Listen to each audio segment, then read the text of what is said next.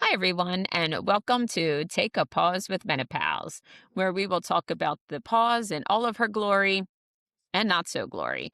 And today we're going to explore another word that nobody else wants to talk about along with menopause. The other word is infertility.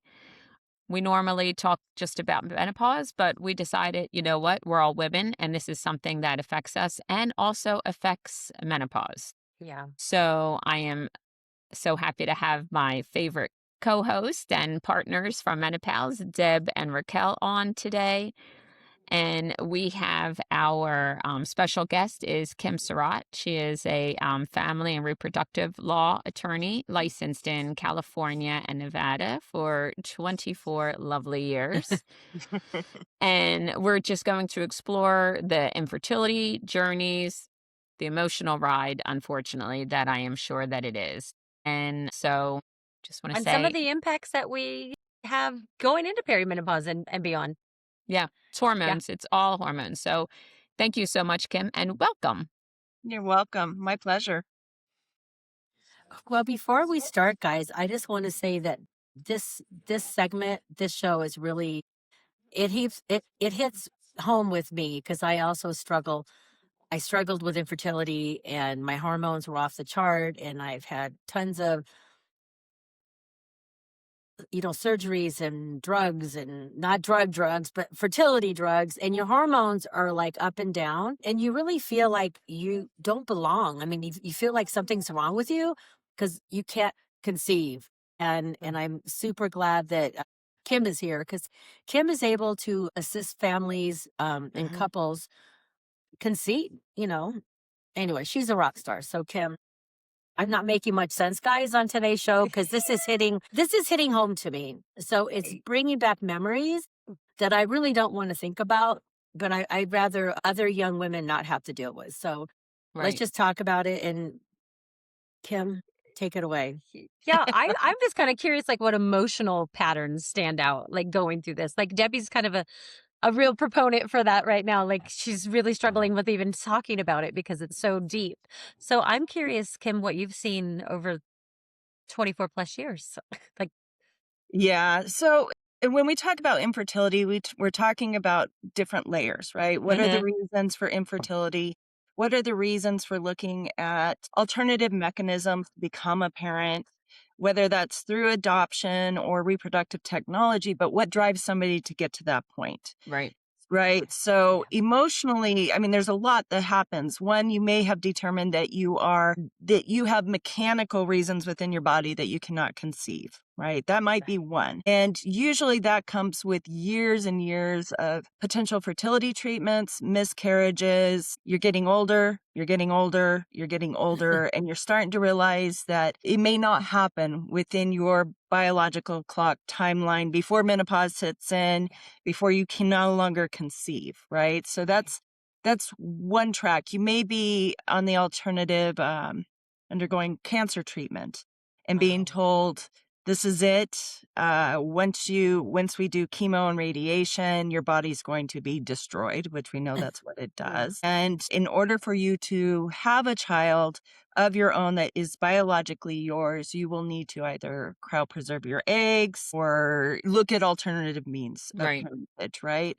And then we've got the group of women that are trotting along, doing their careers first, Hmm. doing a massive amount of education first, becoming professionals, and starting their marriage life or their family life much later than we used to.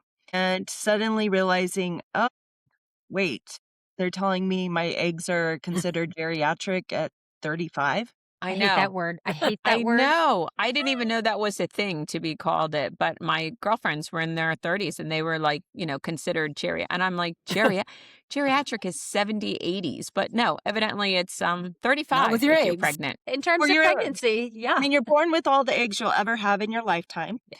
So they age with us. And so as we start to, I don't know what you guys have told people on your podcast, but we hear constantly like the age is dropping when you are starting to experience perimenopausal Hmm. symptoms Yeah. Yes. and issues with your hormones. Well, those are in direct relationship with the release of your eggs the condition of your eggs. I mean, they're tied directly to each Yeah. other. I'm not a Oh, yeah. medical doctor. Let's be really clear, everybody. I'm a lawyer. We have a I just know disclaimer. Don't you worry, Kim. We have a just know too disclaimer. much about it, right? But yeah, I mean, most of us that have, teenagers are going, well, 20s is still not really mature.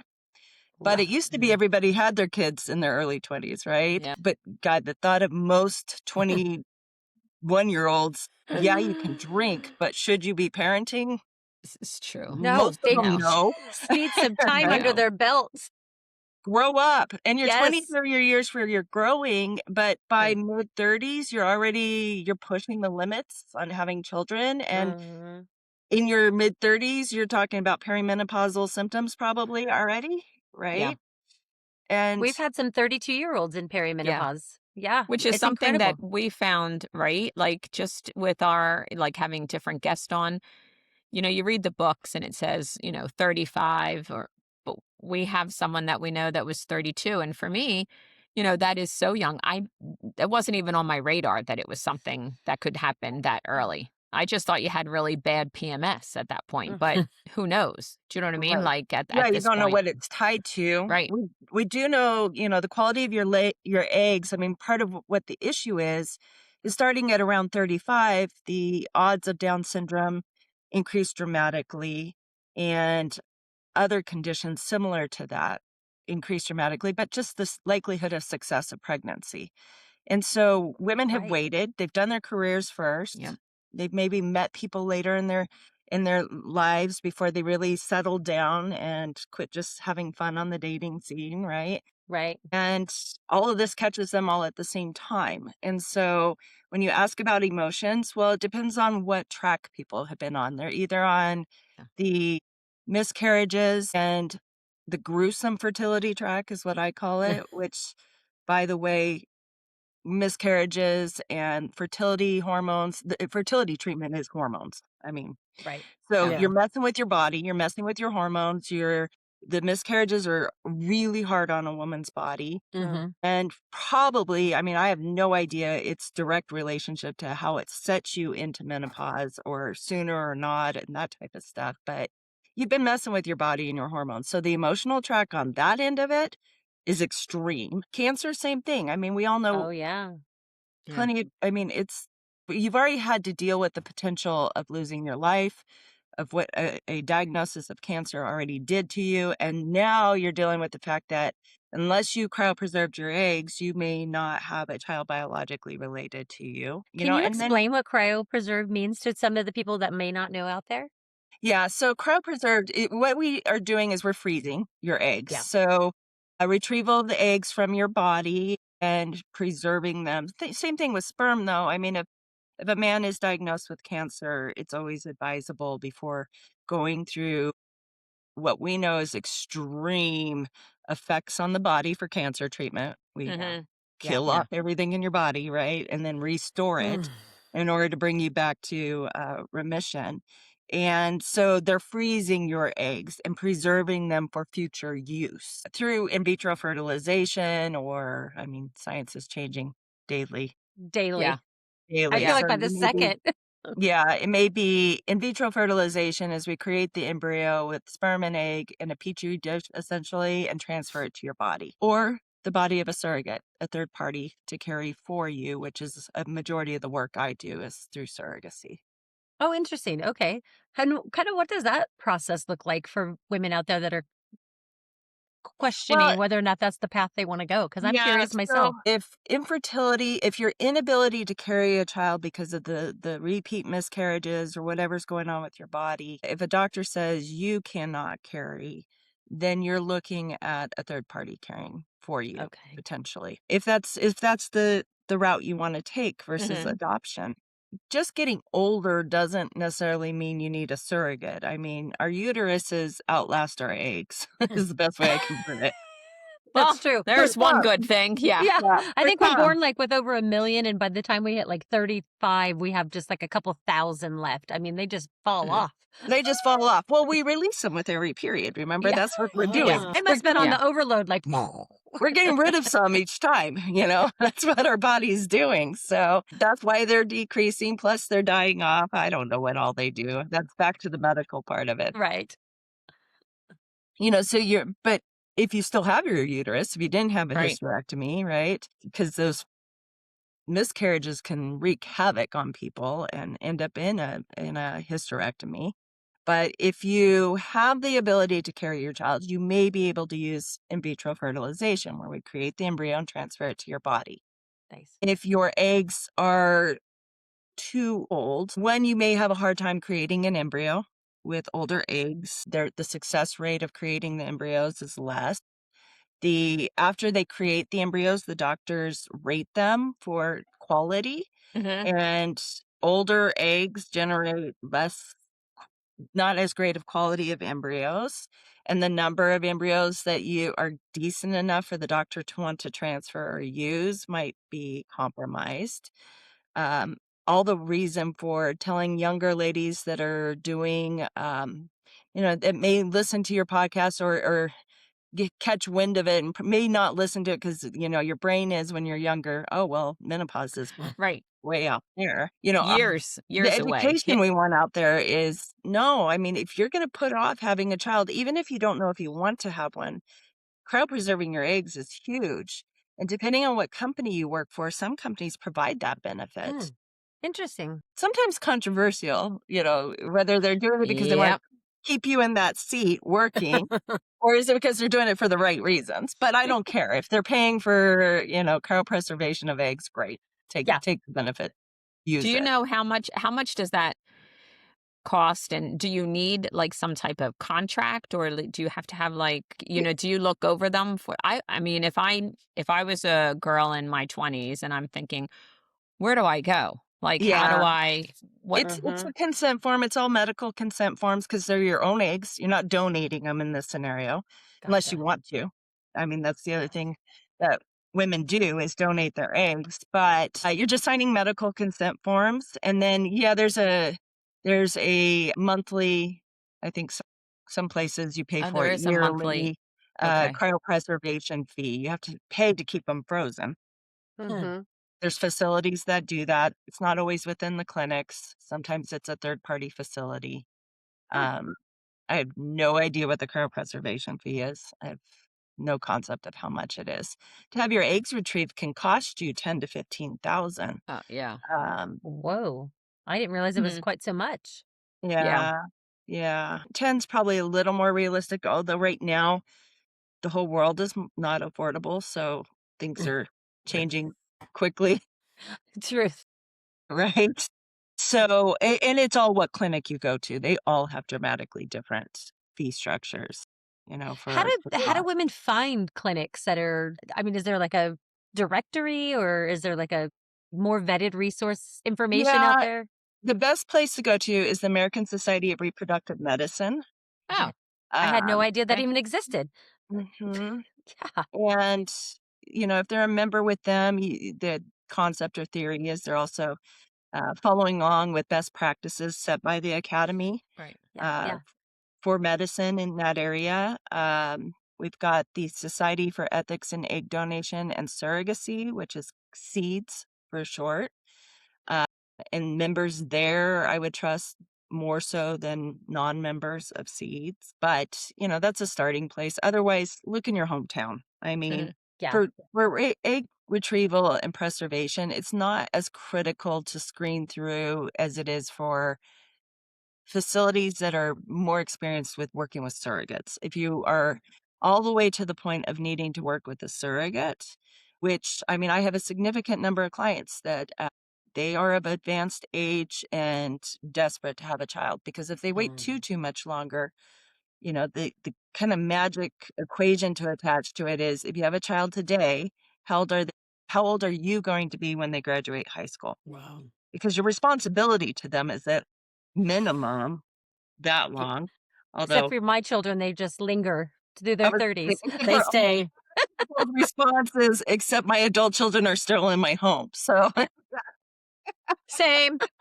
But yeah, is that though when you will get contacted and reached out, like, if somebody wants to go with, because I can't imagine that with surrogacy, you have to have a contract, and you have to pretty much Surrogacy be is a like. very different process than just preserving your own eggs. It is a state by state issue. The law is different in every state in the United States. We have I didn't know that favorable surrogacy states, and we have not favorable surrogacy states. We've got favorable to same-sex couples, not favorable to same-sex couples. It Right. depends. We've got states that are more favorable to single intended parents versus married couples, That's or interesting. unmarried couples. That's But interesting. I Yeah. have a lot of single intended mothers who are not married, never, again, they did their career. They never Right. found the love of their life.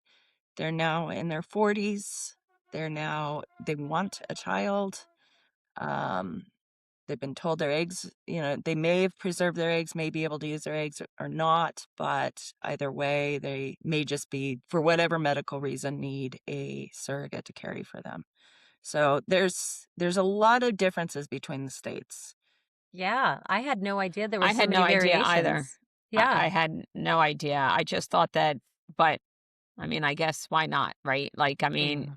when Yeah, you're in like menopause, anything you else. can't get hormones depending on what state you're in. So Exactly. everything is regulated. It Surrogacy is a touchy subject when you think about it from a political scale of conservatives versus liberals. Liberals are more in favor of reproductive technology and IVF. Conservatives tend not to be. There's ultra conservatives on the ultra religious side of it that have issues with embryos being destroyed if they're not Hmm. viable or decent quality. Oh, Uh, okay. there's a lot of conversation there, right? Mhm. Mhm. Because you're not going to transfer a poor quality embryo to your body. Why waste the time and the energy? You got to Right. go on hormones to do it. Knowing that there might be Doctors an are issue, surrogates. I could see that Yeah, being on yeah. the table. Yeah. Yeah. Yeah, and the age of the eggs when the embryos were created is a huge part of it, It's Mm. your success rates will change dramatically, and hence the reason a lot of times doctors will try to talk people into using egg donors if needed, depending on the age of the eggs and quality of the eggs. What about women? What do you see in their identity? Do you see a shift in their identity when they can't get pregnant, because their body is just not allowing them? You kind of touched on it Yeah. with people that are, facing the cancer diagnosis, and that is a whole loss of Yeah. like identity there. But Yeah, I mean, unfortunately, I see people at the end of the worst path they have, the path they Um, had to take at the end. mhm. right. Doctors get their hands on them sooner than me necessarily. It's not Yeah. always every once in a while. I mean, I've been doing this for so long and know so many people that they'll call and be like, "Okay, my 22-year-old just learned that she'll never ever be able to have her own child. Has endometriosis so bad Mm. that she can't or whatever Mhm. it might be. Will you talk to her so she knows she has a future?" So that she knows there is a way to have a child in the future. Every once in a while, I get them at that stage. Very rarely. I usually see them at the end. But what I can tell you is the drive and desire to be a parent is so strong and so potent that people will do anything. And it doesn't matter what the age they are. I mean, I've got people calling in their 60s, and there's a whole Oh, wow. bioethical debate whether that is ethically appropriate for Oh. doctors to assist them in becoming parents at that age.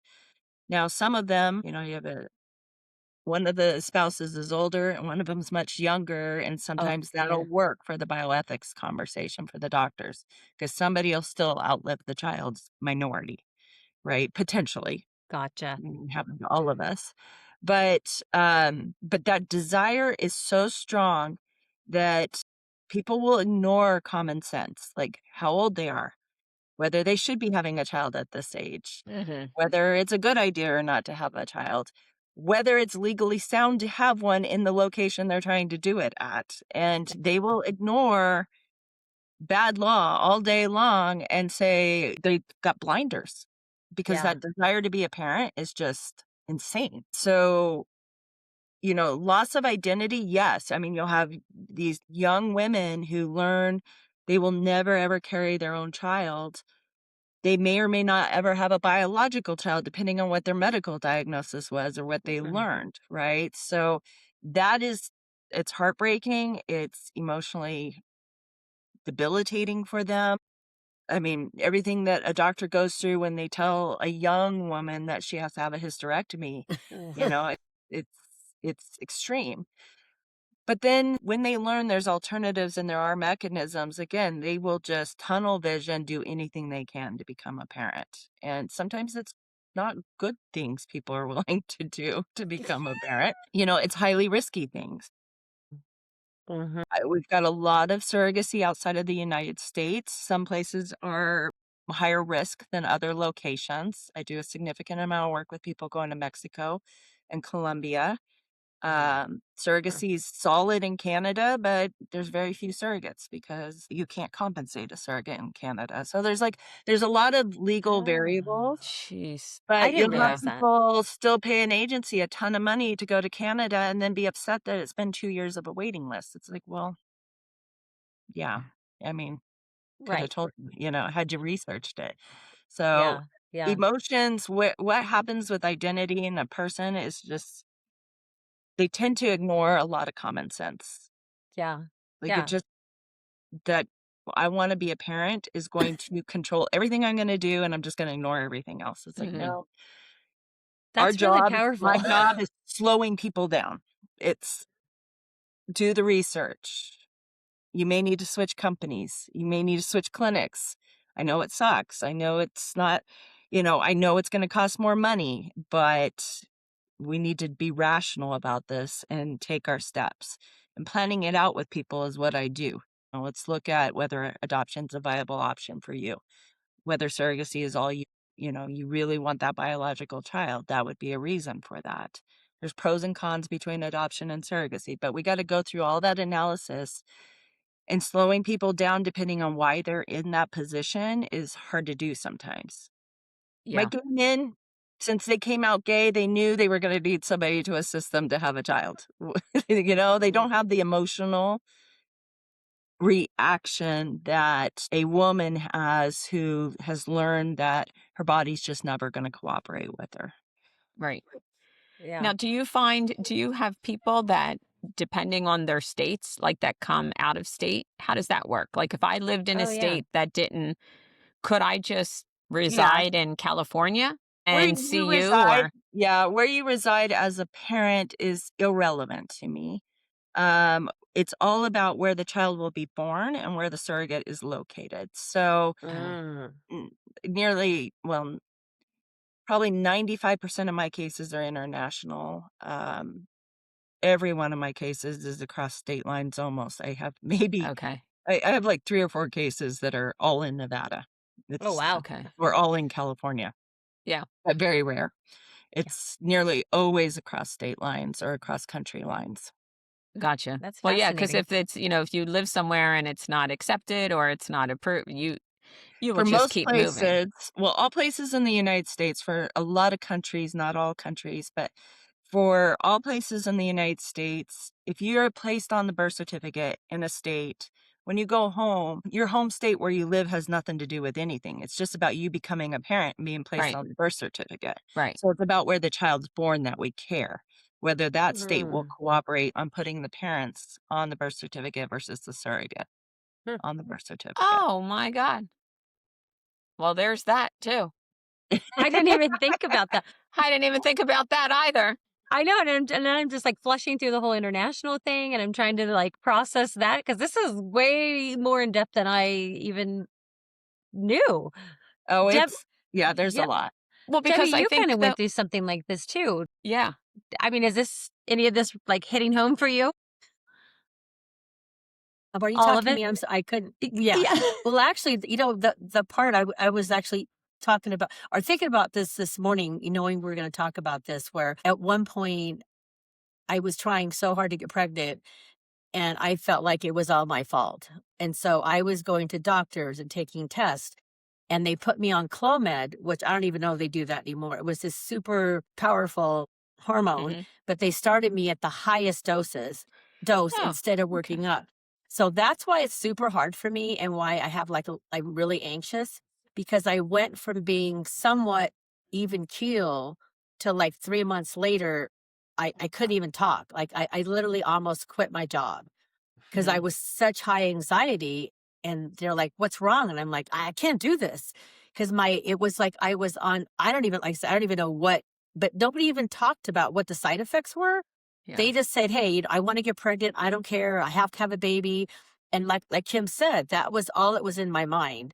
Right. And I did every test, a DNC, I had miscarriages, I did it all. And I just remember feeling useless. I felt like this is never going to happen. And, between surgeries. And then finally, I just decided, you know what? Adoption.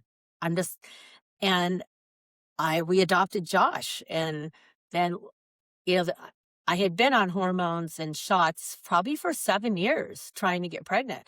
And the doctor said, I'm gonna give you this time off because you were home with a new child. Mhm. And then he called me and he said, "Hey, you've been off hormones for a while. It's time. What do you want to do?" And I said, "I'm good. I have a child. I'm good. It's great." And then I found I was pregnant. And that does happen a lot. But I was actually bedridden for the whole time because I didn't have the hormones to keep the baby. To So support. Yeah. to support. So every week I had a midwife nurse would come in and do my lab. She'd send the blood to a doctor in Nebraska because I was dealing with an infertility doctor in Omaha, Nebraska. I was living in Burbank. And I started my infertility in Nebraska. So I didn't want to lose that doctor because we had done so much work and so many surgeries. So I literally would go from Burbank to Nebraska to have a surgery before I did anything. Like Kim said, I didn't care Yeah. how much it cost. And I can't tell you how many of I've had, I mean, I've been doing this a long time. I've had thousands and thousands of cases, but I have had a good, healthy 10 or so clients who, once their surrogate was pregnant, they weren't thinking twice about anything and suddenly they're pregnant themselves. They Yeah. had gone yeah. through years of Isn't that infertility crazy? treatments, and a lot of it's psychological. I was They just were going to ask calm, that. cool, collect, not thinking about it, not stressing about it, not trying to get pregnant, and next thing you know, they were pregnant. Yeah. There's so much to it. The docs have a whole nother theory behind it and different things that cause it. But if you think about it, like a young woman out there for like, I tried for, I don't know, 10 years. That's every month. Right. You're like, Of having is disappointment. this the month? And you just break down in tears. And then you getting feel pregnant and having that a miscarriage. miscarriage. Here's your Yep. hormones. Yeah. Like, So yeah. Yeah. but I think the one thing when I first got pregnant, but it didn't last, it gave me hope that I could. I thought, well, you know what?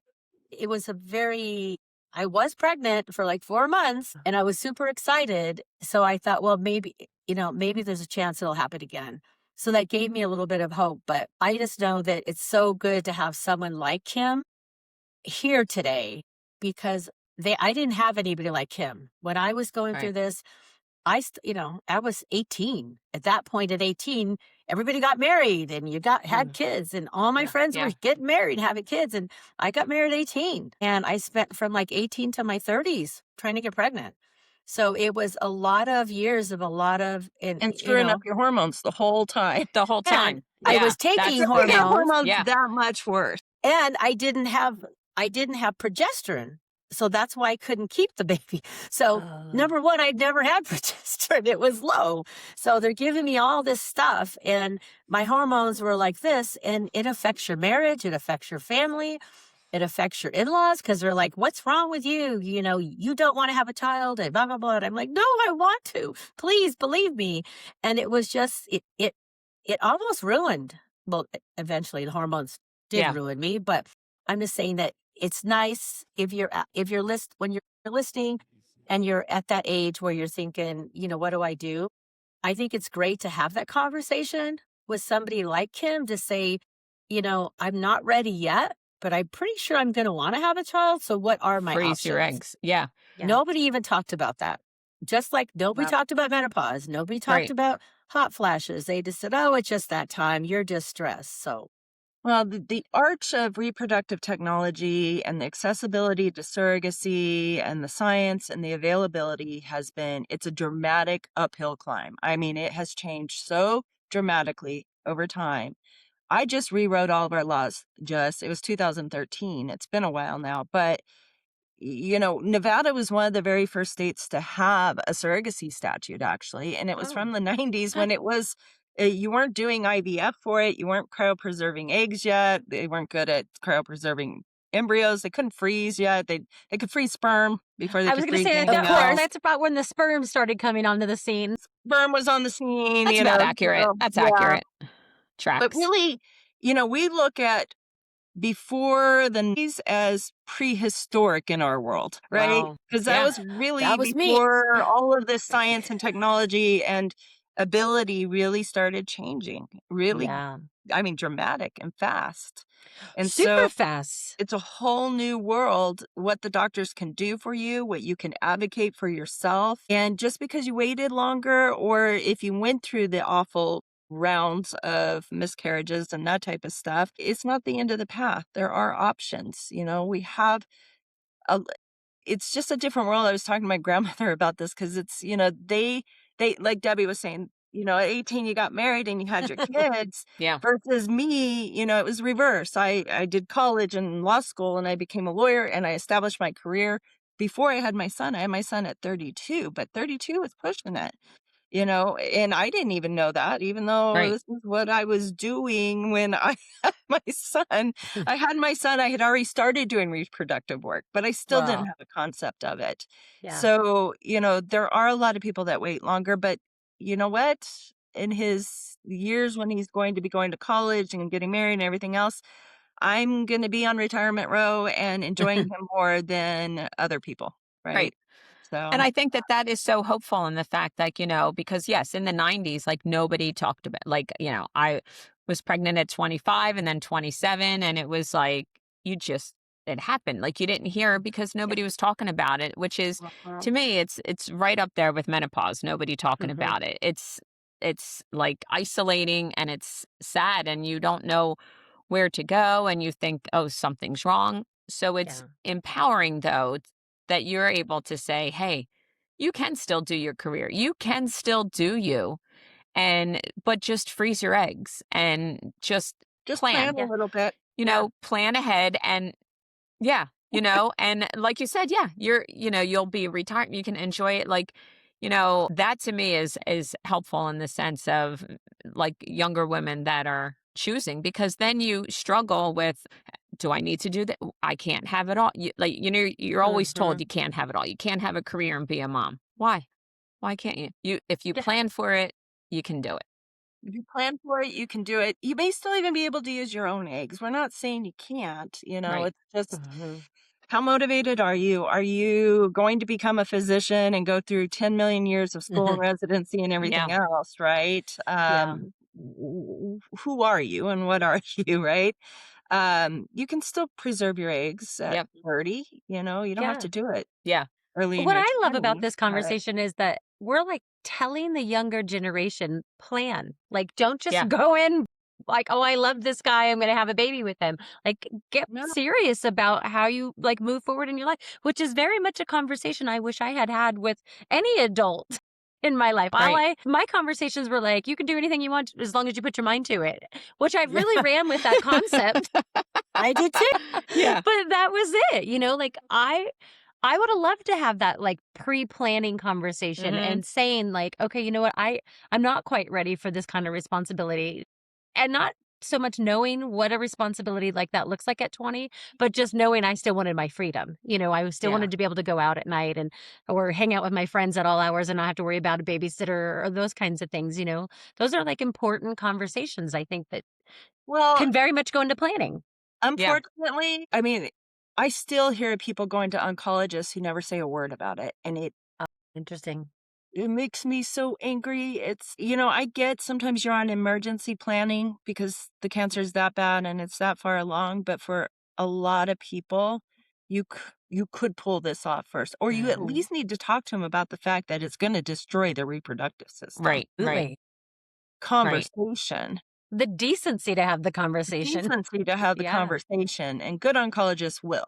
Yeah. They will have Yeah. that conversation, and I'm sure there's a million exceptions about why not in certain scenarios, but I just can't quite fathom those examples myself. It doesn't make sense to me. But, Mm. it's all advocacy, it's all information, Mhm. and, uh, we've got young ladies now that are donating their eggs, and Mm.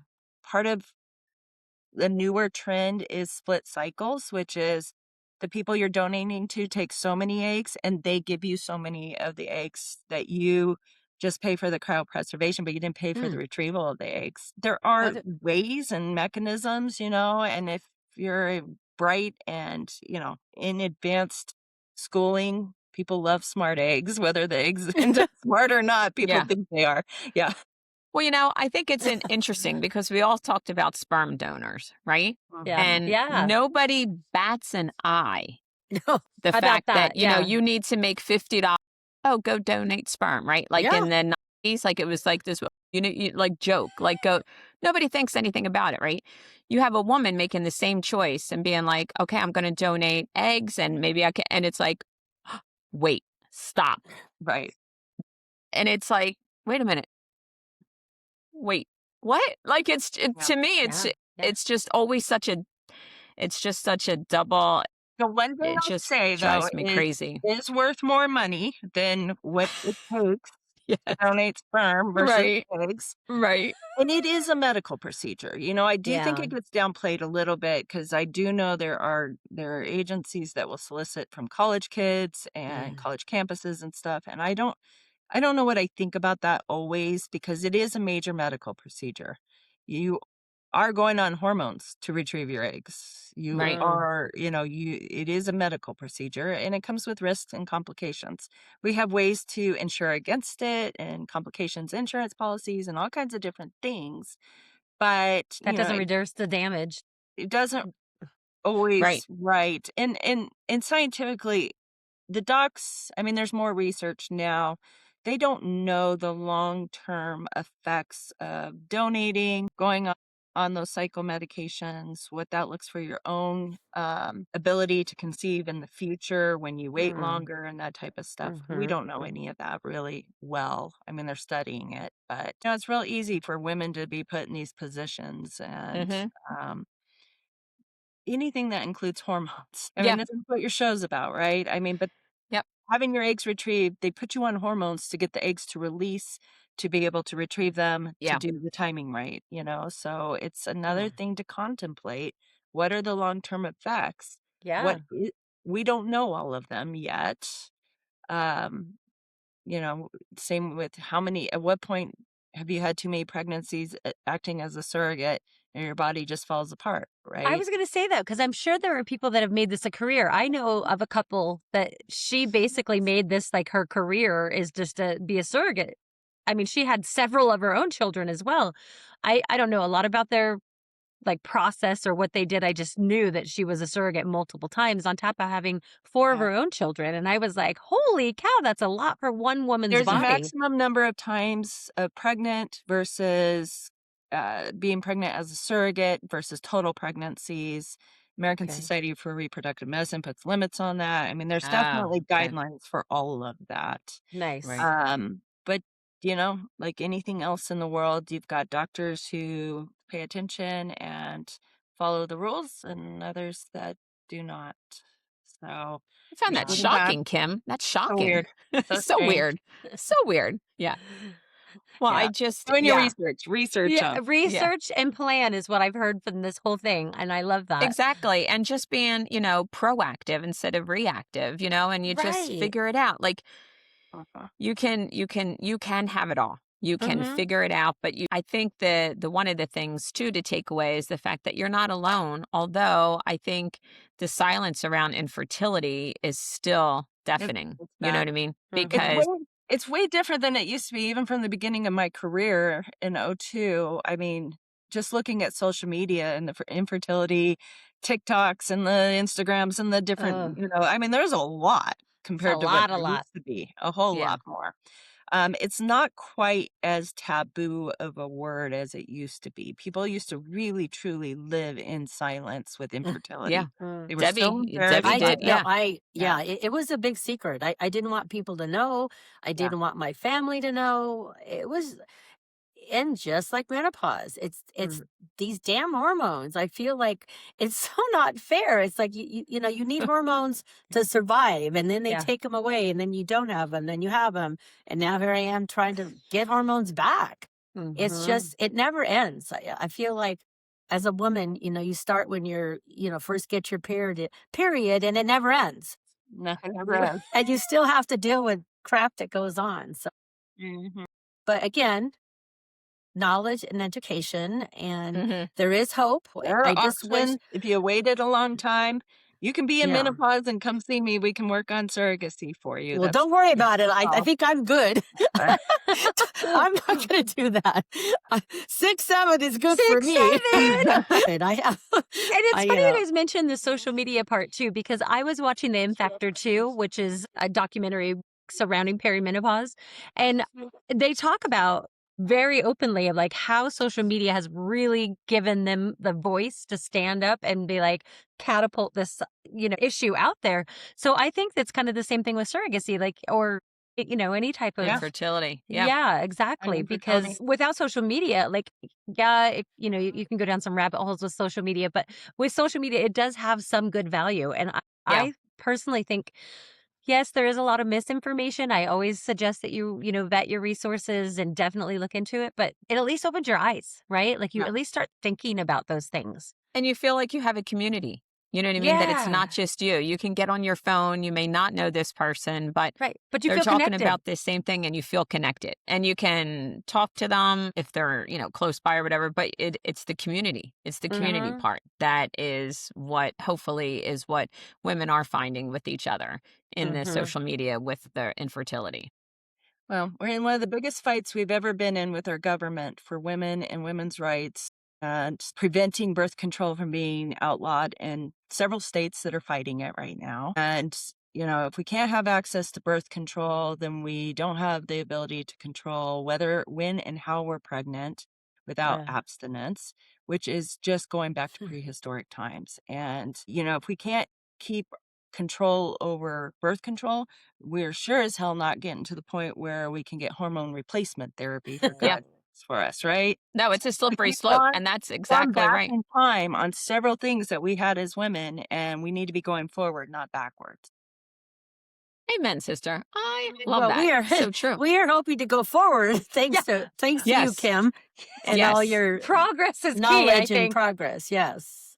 Yeah, absolutely. And, you know, and I know I've learned some things on here, and hopefully other women have. And just if you're younger and you're listening to this, I know my friends do, and they're always learning, they're taking notes. They can always be like, hey, you know what? Thank you. Because they can tell like their younger sisters or just whoever, you know, Yeah. people that you meet just to talk about it. And Absolutely. medical professionals with young ladies who learn their whole entire futures turned upside down. There are options. Yes, yes. And that is the beautiful. I mean, yes, just as the takeaway. Debbie, did you want anything to I I just really want women to know out there that there's always hope, and to please believe in the future and seek out women, like-minded women who are going to hold you up, and men as well. But I wish when I was going through it, I had a Kim. I really wish I did. And we have Kim now, and we have many more women like Kim and men who are helping us get to that next level. So just do your research and don't give up, because there's always hope. And adopt.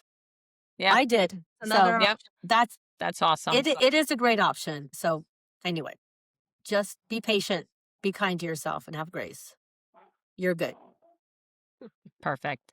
Thank you, Debbie. And thank you so much, Kim. I've learned so much from here. And I know that if anybody asks, I can be like, hold on, watch the podcast and let's see if we can email Kim because she can help. Yes. Sure. She'll help you. But thank you. And I just wanted to say, if any of this resonated with anybody listening, you can always continue to follow us. And we are on Instagram, Apple Podcasts, and YouTube. That's where this episode is going to be, Kim. You're going to be all over social media, just to let you know. And we said thank you to our affiliates that we have: Good Day Chocolate, Pantry Prop, Isogenics, Small Picks Magnets, and Parlor Games. Can't forget about Parlor Games. Gotta love them. So thank you again. And thank you, girls. And as we like to always say, we will see you See you Next next Tuesday. Tuesday.